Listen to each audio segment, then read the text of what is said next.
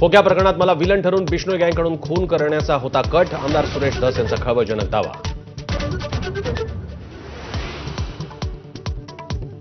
आपल्या खुनाचा कट आखल्याचा दावा करणाऱ्या सुरेश धस यांची अनेकांकडून खिल्ली. सुरेश धस फिल्मी असल्याचं म्हणत उडवली टर.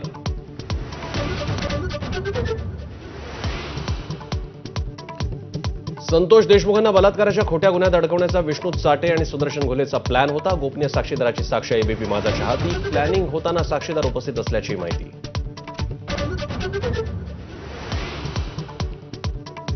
धनंजय मुंडेंचे सहकारी राजेंद्र घनवट आणि पोपट घनवट यांनी शेतकऱ्यांच्या जमिनी लाटल्या. अंजली दमानी यांचा पीडितांना सोबत घेऊन आरोप. 11 शेतकऱ्यांची दमानी यांकडे कैफियत.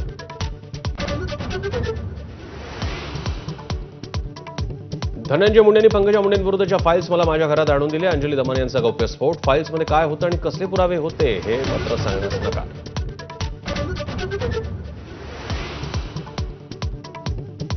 कळंबमधील महिला हत्या प्रकरणी धक्कादायक माहिती उजेडात. हत्येनंतर आरोपीचा मृतदेहासोबत 2 दिवस वावर. अनैतिक संबंध आणि पैशाच्या वादातून हत्या झाल्याची पोलिसांची माहिती.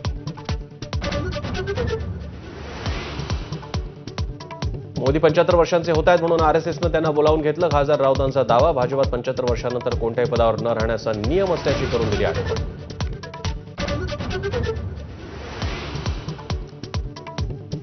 राज्यभरात लवकरच सुरू होणार बाईक टॅक्सी. राज्य मंत्रिमंडळात मंजुरी. केवळ इलेक्ट्रिक आणि वरून कव्हर असलेल्या दुचाकींनाच मिळणार परवानगी.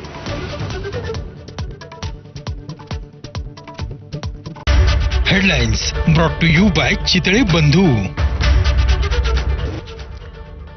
ब्रेकनंतर आपल्या सगळ्यांचं स्वागत. मोठी बातमी आहे. पुणे संभाजीनगर महामार्ग